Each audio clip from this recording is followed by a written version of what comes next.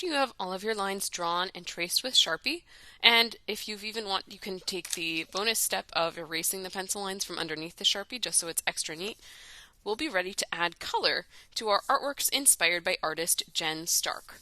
Now, depending on the size of your lines, you get a choice about if you would rather color using markers or color using paint. If you're going to color using markers, you want to use a lot of the same marker techniques we've talked about so far this year, including tracing first and then filling it in, coloring neatly and slowly and carefully, and of course, closing your markers very firmly so that they last a long time for everyone. If you are painting, it's going to work just a little bit differently because we want to make sure that our colors don't bleed together too much. So here's a special method about how to paint the neatest we can when we have lots of different colors we want to put close together.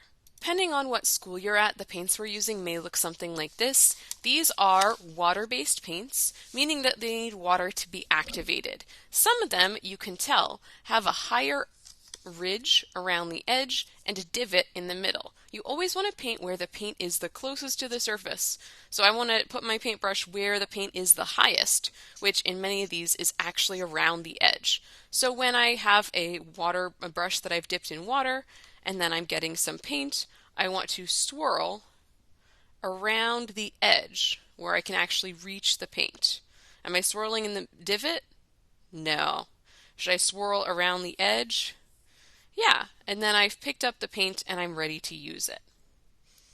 Here's our hack for how we're going to paint. We're going to actually make a map or a plan of our colors before we fill them all the way in. So with this first color, I'm going to do a little dot of it in this stripe, and then I'm going to wash off my brush, and then go to the next color that I wanted to use, pick up just a tiny bit, make a little dot or swatch, wash my brush in the water, and I'm going to plan out all my colors in this first section. What I'm doing here is I'm essentially making a note to myself about what colors I want to go where and why. And the reason that I'm doing this is because since these spaces are so close together, it's going to be really easy for our paints to accidentally mix.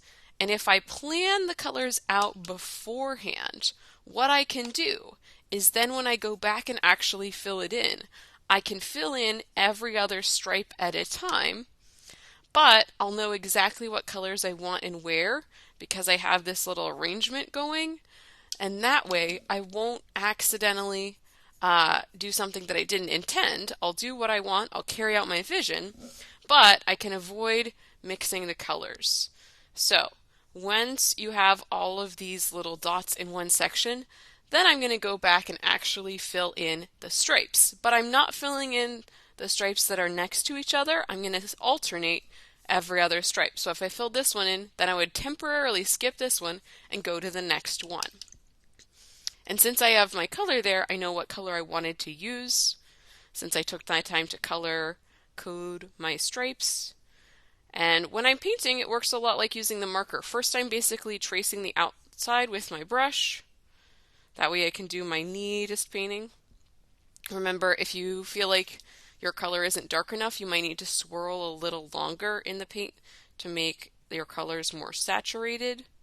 It's up to you if you want to have a very dark saturated color or more of a pastel color where you haven't swirled with the water quite as long. There's often no right or wrong way to make an artwork, but we can practice different techniques so you can learn how to carry out your artistic vision. Then once I've done that stripe, I'm going to wash my brush again, of course, and I'll move on to the next color that I wanted to use, which in this case was the yellow. Once I've done all of these stripes doing every other style, the stripes that I started with will have had more time to dry, and therefore when I go back and paint these colors that I temporarily skipped, it'll be much less likely for the stripe to bleed into the next one. So I would continue to carefully paint every other stripe until the first section is filled in, and then I could go back and fill in these in-between colors next. I'm so excited to see your progress on your beautiful Jen Stark inspired drip drawings, or in some cases, drip paintings.